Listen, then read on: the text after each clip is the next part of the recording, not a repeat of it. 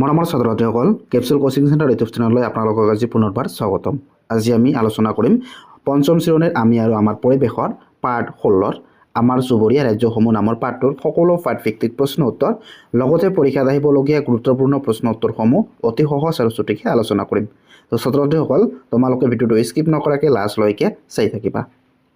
তো অনুশীলনীত 1 নম্বৰত কি কৈছে উত্তৰ লিখা। ইয়াৰ ক নম্বৰ কোৱেশ্যনত কি কৈছে উত্তৰ পূব ভাৰতৰ ৰাজ্যসমূহৰ নাম লিখা। তো ইয়াৰ উত্তৰ তোমালোকে লিখিবা অৰুণাচল প্ৰদেশ, অসম, মেঘালয়, মিজোৰাম, নাগালেণ্ড, মণিপুৰ, ত্ৰিপুৰা আৰু ছিকিম। তোমালোকে নামকেইটা ভালদৰে মনত ৰাখিবা। কি অৰুণাচল প্ৰদেশ, অসম, মেঘালয়, মিজোৰাম, নাগালেণ্ড, মণিপুৰ, ত্ৰিপুৰা আৰু ছিকিম। তাৰপিছত কোৱেশ্যন খত কি কৈছে উত্তৰ পূব ভাৰতৰ কেইটামান জনগোষ্ঠীৰ নাম লিখা।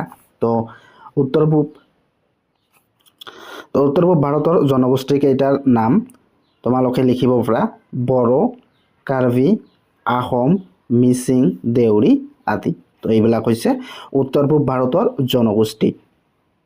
তো তোমালোকে যদি উত্তৰ পূব ভাৰতৰ জনগোষ্ঠীৰ নাম লিখিব কয় তো তোমালোকে এইকেইটা লিখিবা কি বড়ো, কাৰ্বি, আহোম, মিচিং, দেউৰী আদি। তাৰপিছত কোৱেশ্যন গত কি কৈছে উত্তৰ পূব ভাৰতক সাত ভনীৰ দেশ বুলি কিয় কোৱা হয়। তো উত্তৰ তোমালোকে কি লিখিবা অৰুণাচল প্ৰদেশ, মণিপুৰ, মেঘালয়, মিজোৰাম, নাগালেণ্ড আৰু ত্ৰিপুৰা অসমকে ধৰি এই 7খন ৰাজ্যক সাত ভনীৰ দেশ বুলি কোৱা হয়। তো তোমালোকে এইকেইটা নিলিখিও তোমালোকে লিখিবা 7খন ৰাজ্যকে ধৰি একেলগে থকাৰ বাবে ৰাজ্যক বা 7খন ৰাজ্যকে ধৰি একেলগে থকাৰ বাবে ইয়াক সাত ভনীৰ দেশ বুলি কোৱা হয়। বা তোমালোকে এনেকৈ লিখিব পাৰা অৰুণাচল প্ৰদেশ, মণিপুৰ, মেঘালয়, মিজোৰাম, নাগালেণ্ড আৰু ত্ৰিপুৰা অসমকে ধৰি এই 7খন ৰাজ্যক সাত ভনীৰ দেশ বুলি কোৱা হয় বা বোলা হয়। তাৰপিছত কোৱেশ্যন ঘত কি কৈছে উত্তৰ পূব ভাৰতৰ 3খন স্বাস্থ্যকৰ ঠাইৰ নাম। তো উত্তৰ পূব ভাৰতৰ স্বাস্থ্যকৰ ঠাইৰ নাম কি অৰুণাচলৰ টাৱাং, অসমৰ হাফলং আৰু মেঘালয়ৰ শিলং।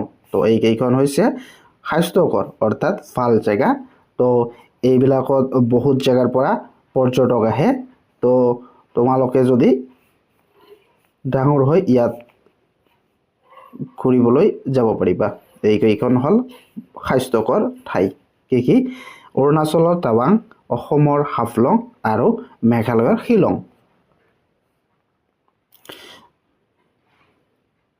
তাৰপিছত 2 নম্বৰত কি কৈছে ক অংশৰ লগত খ অংশ মিলাই লিখা। তো এইফালে ৰাজ্যসমূহৰ নাম দিয়া আছে আৰু এইফালে ইয়াৰ কি কেপিটেল বা ৰাজধানীবিলাকৰ নাম দি আছে। তো তোমালোকক মিলাই ল'ব লাগে। তো তোমালোকেতো বহীত পঢ়ি আহিছা অৰুণাচলৰ। তো অৰুণাচলৰ ৰাজধানীৰ নাম কি অৰুণাচলৰ ৰাজধানীৰ নাম হ'ল ইটানগৰ। তাৰপিছত নাগালেণ্ড। তো নাগালেণ্ডৰ ৰাজধানীৰ নাম কি কোহিমা। নাগালেণ্ডৰ ৰাজধানী কি কোহিমা। তাৰপিছত ত্ৰিপুৰাৰ ৰাজধানীৰ নাম কি আগৰতলা। তাৰপিছত মণিপুৰৰ ৰাজধানীৰ নাম হ'ল ইম্ফল আৰু মিজোৰামৰ ৰাজধানীৰ নাম কি আইজল। তো এইখিনি তোমালোকে এনেদৰে ভালদৰে মিলাই ল'বা। তো তোমালোকে যদি বহীত এই 7খন ৰাজ্যৰ আৰু তাৰ ৰাজধানীবিলাকৰ নাম পঢ়া তো এইখিনি তোমালোকে ভালদৰে কৰিব পাৰিবা। তো মই যেনেকৈ কৰি দিছোঁ তো তোমালোকে এনেদৰে বহীত মিলাই ল'বা। তাৰপিছত 3 নম্বৰত কি কৈছে খালী ঠাই পূৰ কৰা। তো ইয়াৰ কত কি কৈছে মেঘালয়ৰ দেশ পৃথিৱীৰ ভিতৰত আটাইতকৈ বেছি বৰষুণ হয়। তো তোমালোকে খালী ঠাইত কি লিখিবা মৌচিন ৰামত। তাৰপিছত খত কি কৈছে মণিপুৰ ৰাজ্যৰ দেশ হ্ৰদ প্ৰাকৃতিকভাৱে হোৱা এক বৃহৎ হ্ৰদ। তো তোমালোকে খালী ঠাইত কি লিখিবা লকটক। মণিপুৰ ৰাজ্যৰ লকটক হ্ৰদ প্ৰাকৃতিকভাৱে হোৱা এক বৃহৎ হ্ৰদ।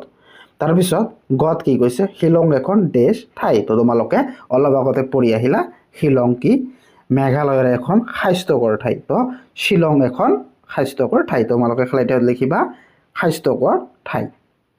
তাৰপিছত ঘত কি কৈছে চাহ উৎপাদনৰ ক্ষেত্ৰত দেশ ভাৰতৰ ভিতৰতেই প্ৰথমটো তোমালোকে জানা চাহ উৎপাদনৰ ক্ষেত্ৰত অসম হ'ল ভাৰতৰ ভিতৰত প্ৰথমটো কাৰণ তোমালোকে খালি লিখিবা অসম তাৰপিছত উঙত কি কৈছে দেশ খাচীসকলৰ এটা উৎসৱৰ নাম তো তোমালোকে খালি লিখিবা নংক্ৰেন হ'ল খাচীসকলৰ এটা উৎসৱৰ নাম তো তোমালোকে এইখিনি তোমালোকে ভালদৰে খালি ঠাইত বহাই ল'বা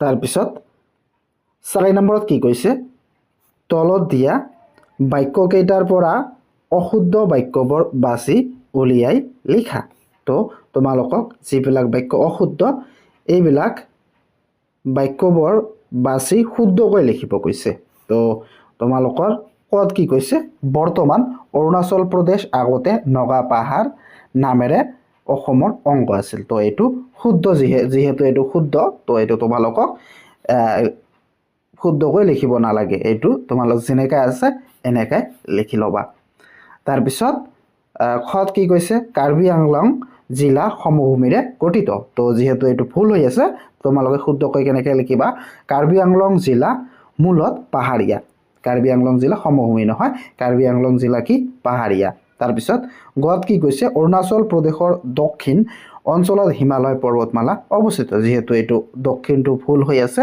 তো তোমালোকে শুদ্ধ কোনটো হ'ব তো তোমালোকে শুদ্ধ কেনেদৰে লিখিবা অৰুণাচল প্ৰদেশ উত্তৰ অঞ্চলত এইটো তাত দক্ষিণ হৈ আছে তোমালোকে শুদ্ধকৈ উত্তৰ লিখিবা উত্তৰ অঞ্চলত হিমালয় পৰ্বতমালা অৱস্থিত তাৰপিছত খত কি কৈছে ত্ৰিপুৰা ৰাজ্যখন সমভূমিৰে আবৃত তো ইয়াত এইটো শুদ্ধ হৈ আছে এইটো তোমালোকে আৰু শুদ্ধকৈ লিখিব নালাগে যিটো অশুদ্ধ আছে তো তোমালোকে এইটো শুদ্ধ কৰিবা তাৰপিছত 5 নম্বৰত কি কৈছে মিজোৰামত লকটকৰত আছে এইটো ভুল হৈ আছে লকটকৰত কত আছে মণিপুৰত লকটকৰত আছে তাৰপিছত 5 নম্বৰত কি কৈছে কোন কেইখন ৰাজ্যক একেলগে উত্তৰ পূব ভাৰত বুলি কোৱা হয় তো তোমালোকে অলপ আগতে জানি আহিলা কি 7খন ৰাজ্যকে একেলগে কি উত্তৰ পূব ভাৰত বুলি কোৱা হয় আৰু লগতে